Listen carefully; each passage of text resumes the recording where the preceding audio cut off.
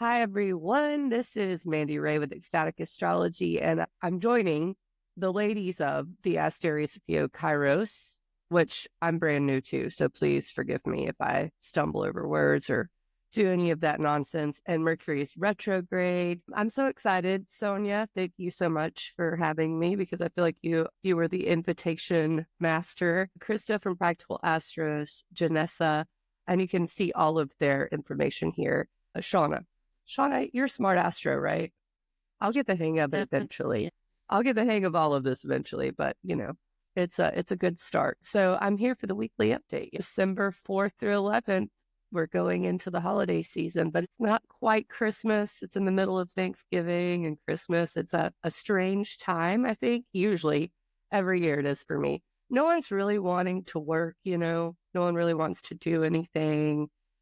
Everyone's off of school. My girls get out really early this year. So it's really strange. I feel like it's going to be strange in that way anyway. And then the astrology matches it very well, I think. So that phrase, as above, so below. Yeah, what is that again? Let me say, as above, so below. And it generally is, whether it causes it or just reflects it, we don't know yet. Hopefully one day we'll figure that out. Science, Pluto and Aquarius. We'll see. So December 6th, Mercury is Cazimi with the sun. That's going to be, I'm actually really looking forward to that. Mars stations retrograde, not so much, but on the same day. Mercury retrograde squares Saturn as well, exactly. Then the next day, Venus enters Aquarius, the 7th, conjoins Pluto immediately, right off the bat. The sun's opposing Jupiter. And then we have Neptune stationing direct on the sun. That's the overview. What do you guys think? Big days. Yeah, we got a lot happening on the same days again, haven't we? It is. Yeah. I mean, I know I have through the 11th, but I think a lot of it really happens from the 6th through the 7th. So, I mean, I like that you picked these dates. So, yeah, you want to start with the Mercury Cazimi? One of these days I'll get control of these slides in my notes. Well, I don't have control of my mouth, so you're doing fine. I mean, I do. I have Mercury in Sag, so as a native, I really am glad I got this specific date because the Cazimi is when I think we all kind of get clarity on what the Mercury retrograde is about. So it's happening at 14 degrees. It's not too far from opposite Jupiter. I'm just going to call that an opposition to Jupiter because I think with it being a Cazimi, it's such a specific point in the retrograde cycle. And then it's square to Saturn. And it does that very quickly. Mercury will square Saturn just right after this. So I think this T-square is just dominating no matter what we talk about in December. There is going to be this T-square. The Cazimi is a specific point in this, though, that I think enlivens us a little bit. I think with having Jupiter square Saturn, that's been overwhelming, and then nothing in Sagittarius. There hasn't been much to be excited about. So I think this specific Cazimi might show us a place that we can get excited about. At least that's how I feel about it. I love that it's right in the middle, too, of the sign. It's just like, okay, look at that area of your chart and see what messages you might get there that day. I try to stay in an open space during a Cazimi so that I can maybe get some insight, especially in Sagittarius. It's so spiritual in nature. Yeah, I think. And this, Cazimi, what has come for me is like, there's been a lot of ambiguity of like, what is going on and really not really sure where to go forward and not to just hone in on U.S. politics, but the U.S. Sibley chart is 13 degrees Sag rising.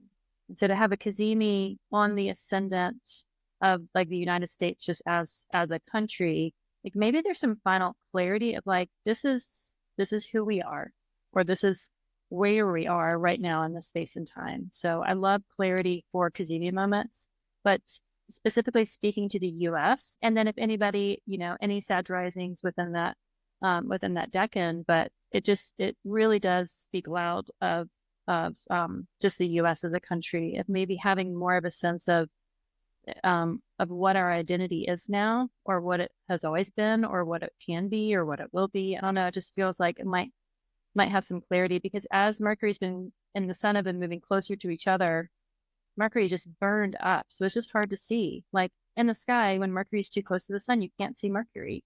So when it gets into that throne room of that Cazimi, there's like finally like, that's what this might be, or that's what this can be. So I kind of have hope for that, just for clarity's sake of, once you have a clear picture, you can then strategize to go forward in whatever direction you want, but you have to kind of know what you're dealing with first. So yeah, Sagittarius is truth after all. I mean, that is the most commonly associated keyword, I think, with that sign: truth, your inner truth, your philosophies, and especially as a country. I mean, right now, yeah, Saturn square to it in the 4th house of the U.S. Sibley chart, which is how we connect to our roots. So who are we is a fundamental question.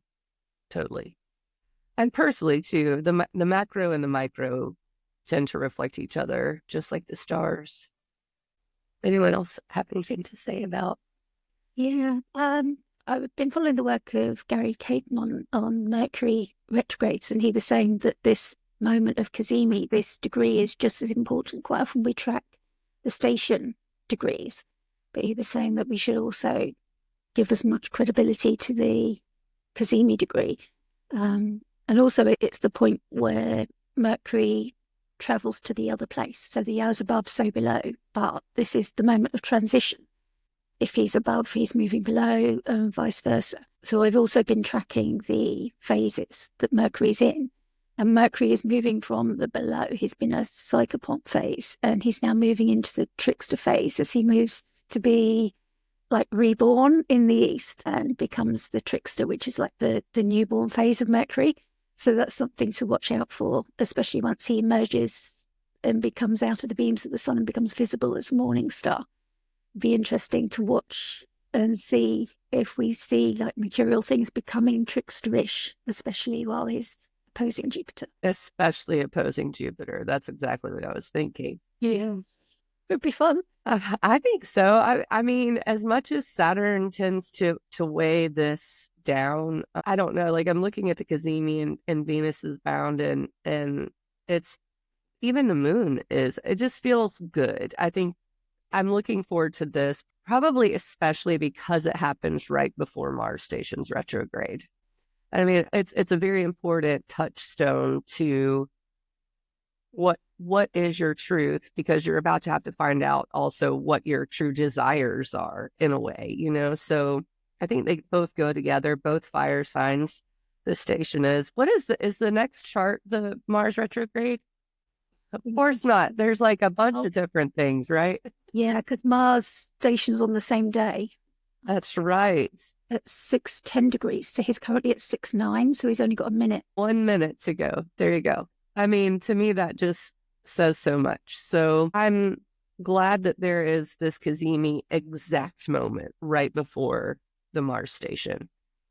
I love that. I think that's also pretty nice. You know, with Mars stationing in a fire sign, it's going to trine the North Node as it moves backwards. It's sextiling the South Node. When Mercury goes direct, it's going to connect to Mars. So the Mercury retrograde and the Cazimi moment all seem to be pretty intertwined with the Mars retrograde story and the North Node and Aries story. It all just interconnects. As astrology does. Yeah, so I mean, mutable signs for sure for this one, but it's all spread so across the board that, you know, you think mutable signs, but also fire signs for sure with this Cazimi. It sextiles, you know, opposes air signs, and I guess sextiles. Yes, air signs. Both air signs is what it sextiles. So, I mean, even though it's happening probably a lot for mutables, it's also going to connect into several different places in your chart, I think. So if you have anything in mid degrees, pay attention. Yeah, and I was just looking to see when the next, so this is an inferior conjunction when Mercury comes back, and when Mercury's direct, they'll have a Cazimi again in Aquarius. So little skip Capricorn and go into Aquarius before it will begin to slow down at that point again, because it'll go retrograde, I think, in Aries. Regardless of what direction Mercury's going, I like when Mercury goes into the other place, into the under. And especially in Sagittarius, it's like, yeah, let's go on an adventure to seek the truth. Yep. And does that Cazimi, if you're looking, happen close to Groundhog Day? I think it's later. It is the 9th, so it's like a week later.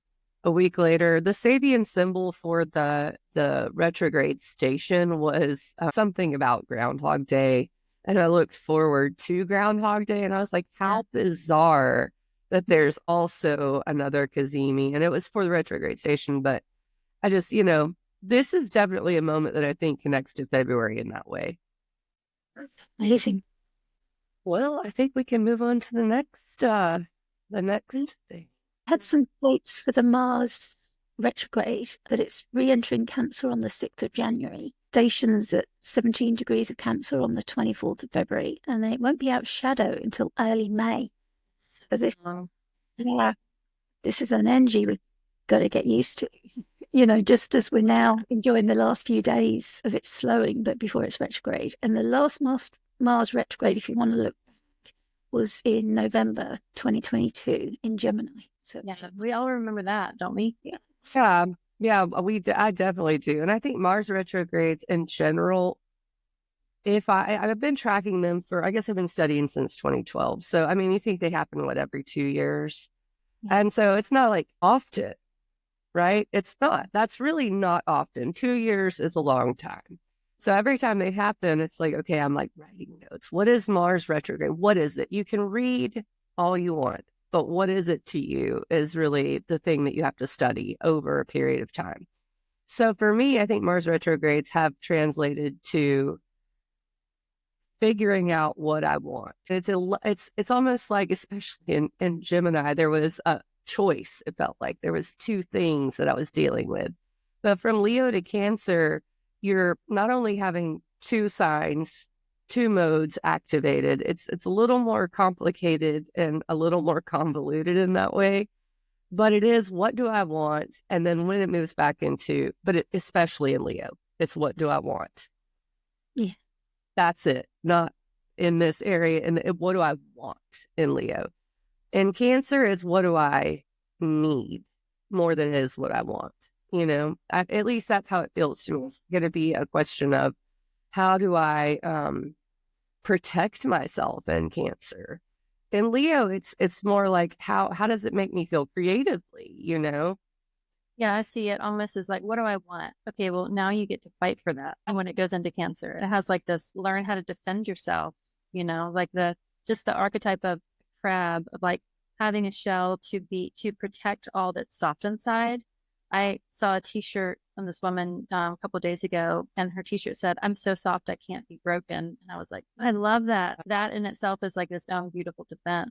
But yeah, I do like Mars and Leo of like, okay, clarify, because I think fire, the element of fire really helps reduce down all the fat and the fluff to clarify like just the singular elemental truth. Clarify what you're willing to, martyr yourself for, having that martyrdom from Mars. And then when it retrogrades back into Cancer, it's like you clarified it. Now here's your marching orders of what you're fighting for. So it just does blend those two, because these are the two luminary houses, the sun and the moon rule Cancer, Leo. So it is that all those cycles that we work with within the solar and the lunar houses. It's not busying itself with Jupiter, Mercury or Mars and Venus. It's like, it's the luminary houses. So it feels fundamental. Mars isn't happy in Cancer, but I feel like just starting it in Leo kind of gives it some extra armor and vision for what journey it will have in the Cancer houses. Yeah. And with it being in Leo, at least it's a little more steady with the sun not shifting so much. But when it moves into Cancer and the moon's ruling it, it's going to probably swing wildly. So my initial feeling is to enjoy Mars and Leo. It's curious to me that we do have good connection to the nodes with Mars retrograde. But then when Mars is with Mars retrograde in Leo, when it's in Cancer, it's good connections to Saturn, which I find really interesting. At least, I don't know if it gets back yet. It does trine Saturn, doesn't it, while it's retrograde? Because Saturn's direct now, so it should. What degree does it go back to, Sonia? Here, I gotcha. It goes back to 17, and it will. 18. Saturn will be at 20 when it stations direct. So, it will trine Saturn. So it's trining Mercury right at that very moment that it goes direct, though. That's kind of sweet. Yes, it is. In Pisces. It's just this. It is. But there does seem to be some connectivity between. It's like Mars is trying to weave a story from Aries to Pisces for us in some strange way. It connects to the node in Aries, and then by the time it goes direct, the node is in Pisces, and Mars is trining Pisces as well. So maybe a little bit helpful for that shift, because I don't necessarily think the North Node in Pisces is going to be extremely easy when it conjoins Saturn. Mars teaching us a little bit about what we need and how to protect ourselves and how to soothe ourselves and nurture ourselves as it goes retrograde. I think it's going to be important for eclipse season in the spring. I will say one thing in favor of Mars going into Cancer. Mars is of the ninth sect. Cancer is kind of the dark sign, of feminine sign. So even though it's fallen there because it exalts in Capricorn, it does have its place there, and he'll kind of retrograde back into the decan of the moon. So that tarot card for that last 10 degrees of Cancer is that the Four of Cups, where there's that figure that's just sitting underneath a tree, and there's literally a hand like holding a cup right in front of his face, and it seems like either the character is kind of a petulant child that like has everything they want, and so they're not paying attention to what's being handed right to them, or they've kind of transcended the physical needs and are really just in touch with what's spiritually being handed to them. So I think that there's an element of like that Martian connection to spirit through those 10 degrees. It'll dip into that Mercury decan too, which is the Three of Cups, which is super fun. But I think there are some silver linings within the storm clouds that Mars and Cancer always brings. So it's funny you said that. The Sabian symbol for the degree that it stations retrograde is the constellation of stars shine brilliantly in the night sky, which is the power of basic spiritual values, which refer to man's common humanity and to all enduring archetypes. It's kind of like understanding. That's what I get from it. Although they say the key word is permanence. I don't know how, I guess stars are permanent, aren't they? Not really, though. The longest story. They do change. I mean, that's the thing. It is on a very long scale, though, isn't it? So permanence does sort of fit in here. It's funny because the number 9 also represents finality, and we're having all those new moons at 9. You have a Sabian symbol that says permanence, but I think we all look at what is permanent, especially when it moves into Cancer. I don't know that Leo feels that way for me, though. It's fixed. Maybe it's because it's in my second house, and that's never permanent. Okay, so the next transit you had, is the square to Saturn, which I kind of already touched on. Do you guys have anything else to add because the Cazimi is so close to the square to Saturn that it's just a couple of hours later that the Mercury squares Saturn?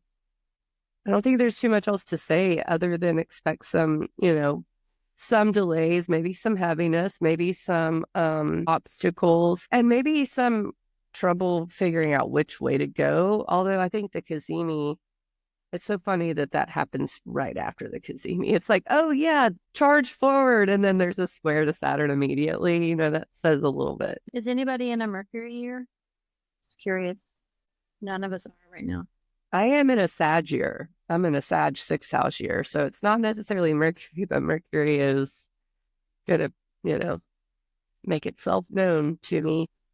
It's not going to be very, how fast is Mercury going? It's not going to be very long that it squares Saturn, right? Let's see. No, he's going to get out of there. Very fast. So, I think you can kind of look at the Cazimi to give you all the information you need to know about that. That's how it feels. The horoscope moment. And that's all I got to say about that. And that's all I got to say. I've been ignoring it. So the next one then was Venus moving into Aquarius. And I think I like it. I like Venus Pluto. Pluto for me is empowerment. Empowerment of the masses is the way I'm looking at Pluto and Aquarius. Venus joining up with that. I mean, I don't think you have to look too far into the news cycle to find out that, you know, there may be some people protesting something at some point. I think this is the moment people might organize. It does look like organization. And, you know, again, it's not exact and it's way far away in orb, but the whole sign opposition there to Mars is, I don't think it's going to take long for that to set off. And I'll go ahead and say on the 11th, the moon is in Taurus, setting off that T-square with Venus opposed Mars and the moon square to it in Taurus. So, you know, as the moon moves through from the 7th through the 11th, it's just building up to that T-square. But yeah, I'm getting a lot of, I guess, bird's eye view from this transit. Maybe how do I need to empower myself? Who do I need to connect with? Networking comes to mind when I see Venus, Pluto, and Aquarius. And also finding your tribe. You know, are they really people that belong around you during this time? Is it someone you want to connect yourself with? And I think because Aquarius, depending on where you have it in your chart, can be so future oriented. I think that's going to be probably a big theme for this in everyone's lives. Where do I want to be in the future? I don't think we're going to have all the information we want yet to make that decision. And I think that's also going to be something we deal with when Venus squares Pluto as well. We don't have enough information yet. So I think this is just a seed point. But yeah, future themes, networking. Are you empowered by the people around you? Are you empowered by the groups you belong to, your goals, things of that nature? Yeah, like just, you know, any conjunction is a blending of the two planets, right? And so it's hard to differentiate between them. Like if you have like stelliums in your own birth chart and you have planets that are really close, it's hard to like extract their singular meaning. So if you think of just the nature of Venus is to like merge. It's like her aspect is the sextile, like wants to kind of integrate and merge and bring together. That's why we consider her a benefic, is that there's like cooperation and wanting to combine, and having it at that ought degree with Pluto. It's like there's this merging of that inception of Plutonian transformation capacity within Pluto, but then the blessing of Venus, but also its Saturn influence. So there's like this sense of like, let's build something that's long lasting. It's fixed Saturn and like long lasting change that is transformative, that is working together. It's Aquarius, which is opposing Leo. Leo, we kind of think of as, because it's ruled by the sun, as being kind of traditional singular leadership, because the sun rises and sets. We all look up to the sun. But the other end of that is Aquarius, which is like collective power. So I just like all those themes together of like, how is it that there's this desire to merge and work together in a collective sense of Aquarius that's building something that has like a sense of mastery and long lastingness from Saturn. And then when they sextile next, like the first aspect that they'll make, because a conjunction isn't really an aspect, they don't really see each other, they're just completely enmeshed, is when Venus goes into Aries at 2 degrees later on in the year. And so that'll be like the first like stage of like, okay, well, we merged now, you know, what are we going to do now? Let's keep this energy going forward. So I think it has like a really beautiful potential.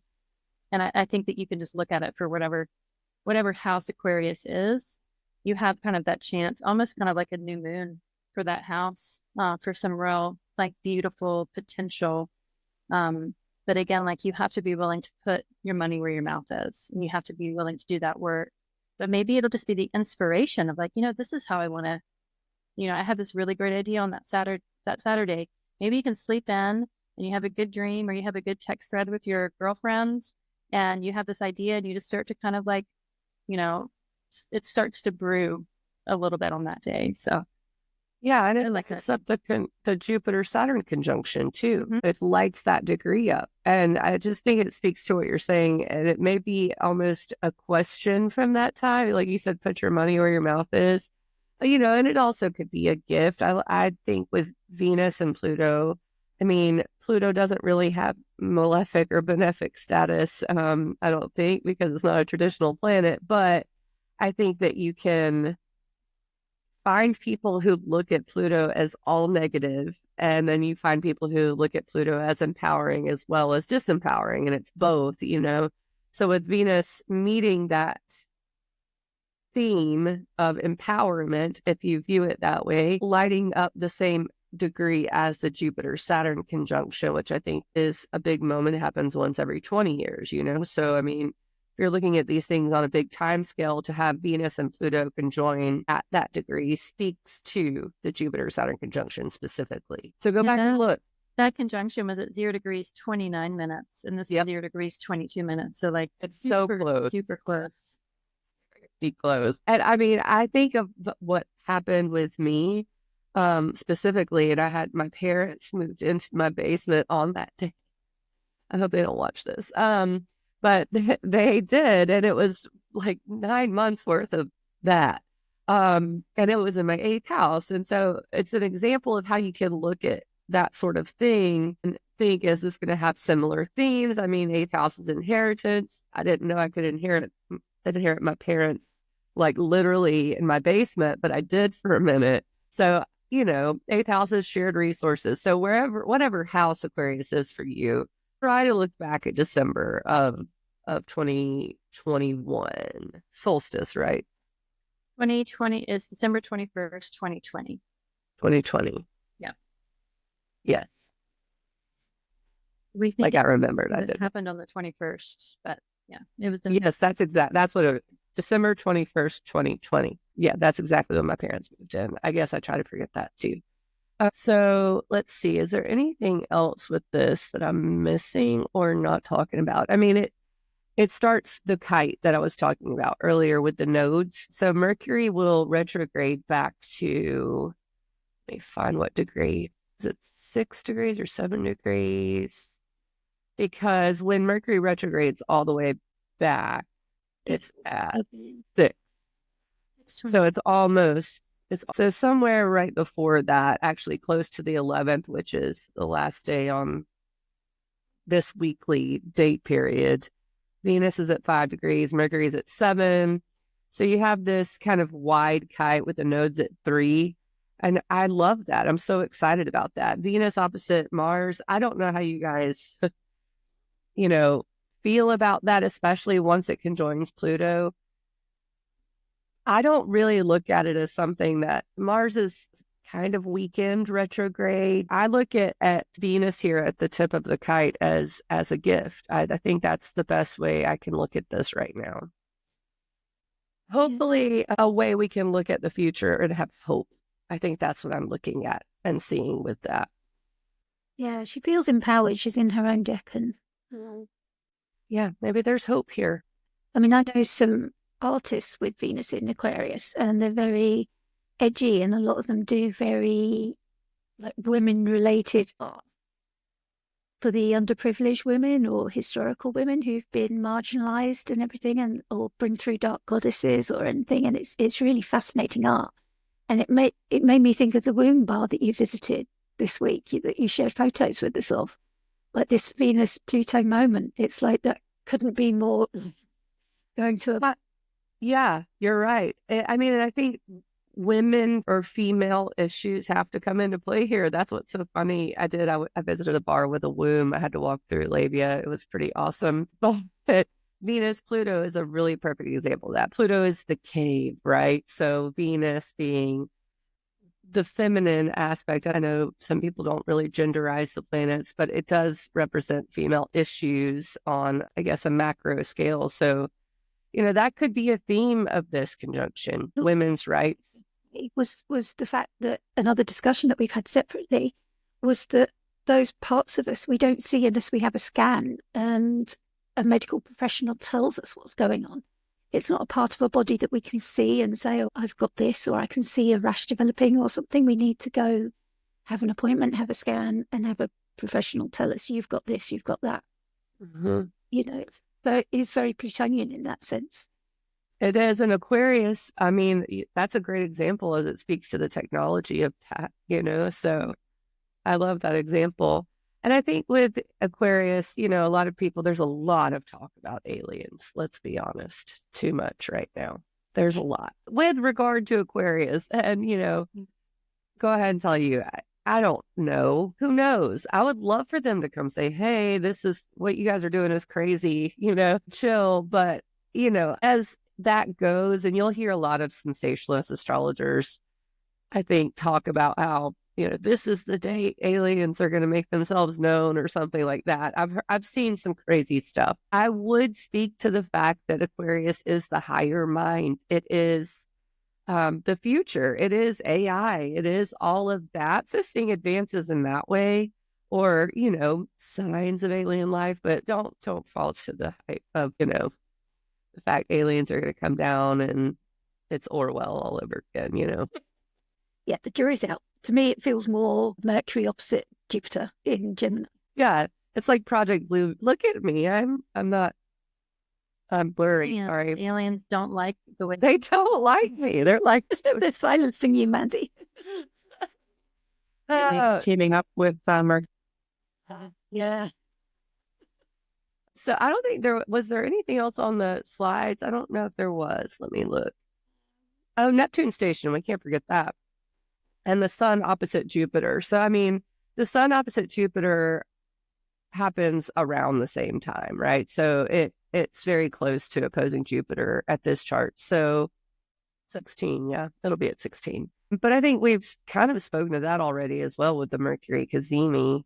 The exact opposition, are you going to notice it, between the 6th and the 7th? I think it's all probably going to be just squished together and themes happening for those 2 days. It tends to be people being grandiose. I've seen that happen with Sun-Jupiter oppositions. But other than that, I think it's kind of an enjoyable transit. And then Neptune stationing at the same time, maybe even a kind of creepy magical vibes we're getting with that going on.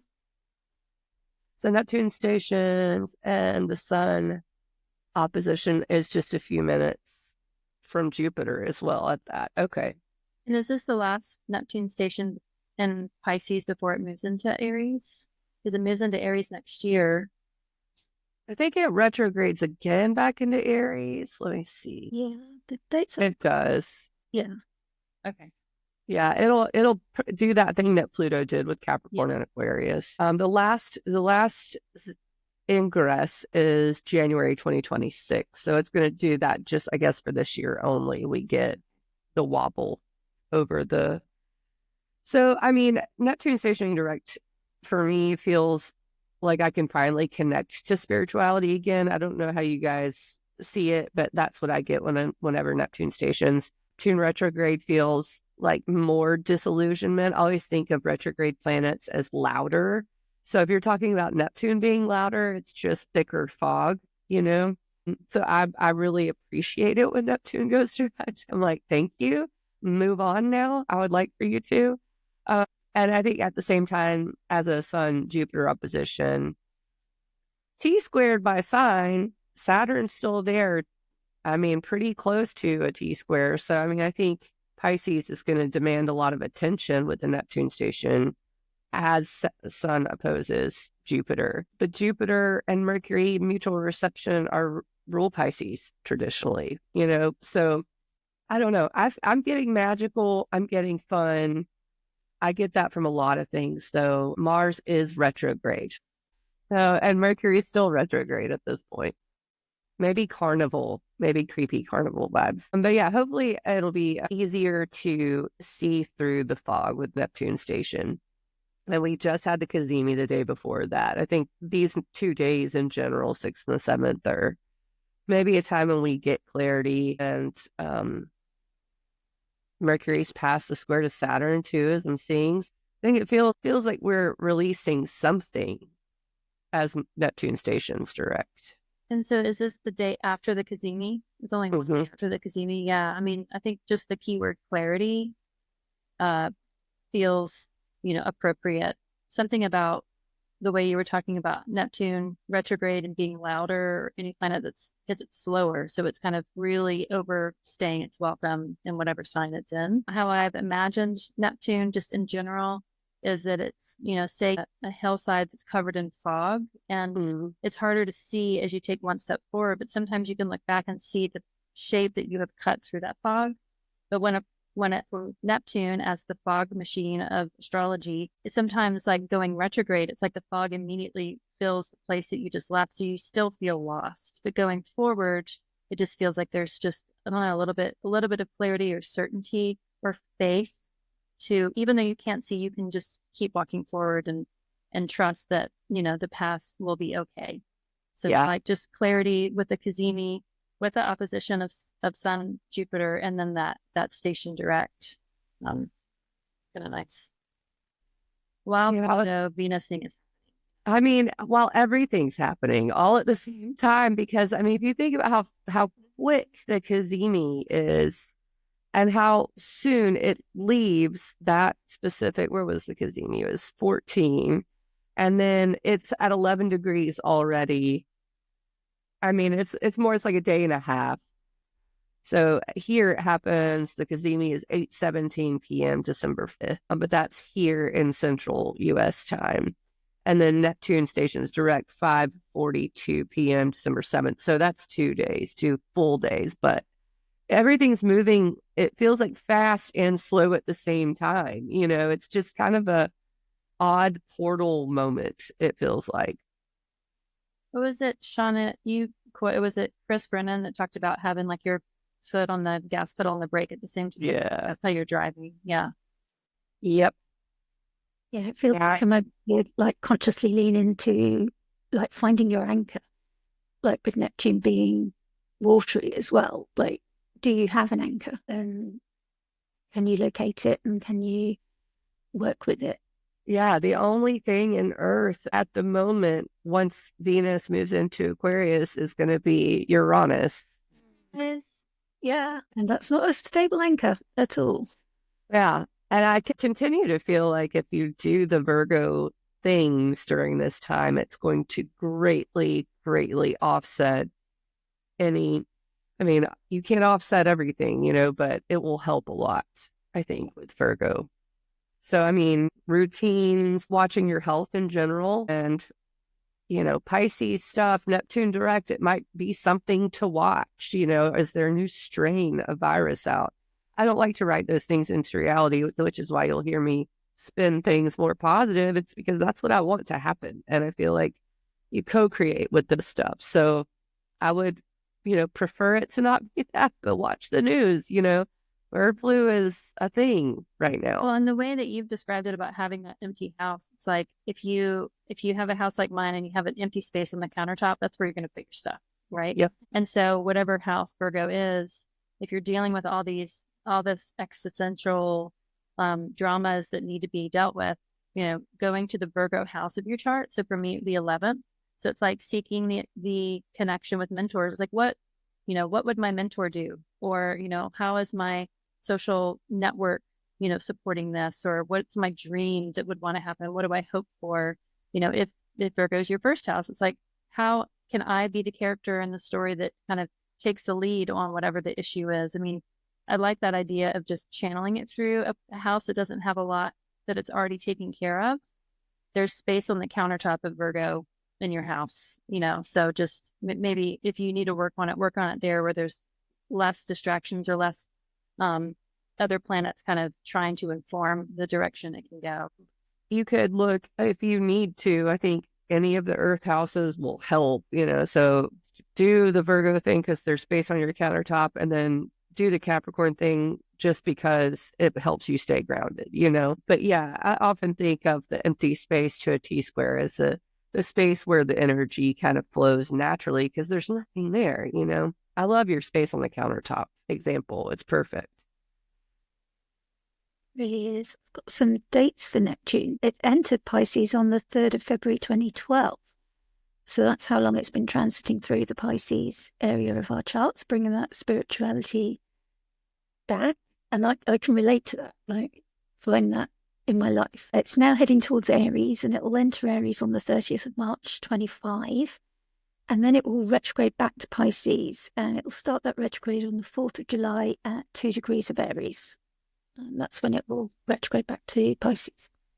Yeah. And I think just through the 9th and 10th, but especially, what is it, the 9th, the moon, or the 8th here in the central US. So check your date and time, but the moon will hit Neptune the day after this, basically. And you can see that just because of where the moon is during the station. So I like that the moon is going to hit Saturn first. It's like, hold your horses, what it kind of feels like. But then once it hits Neptune, I think, if you're looking to note, what's going on, the moon lighting that station up, I think the next day will probably also draw some attention to it.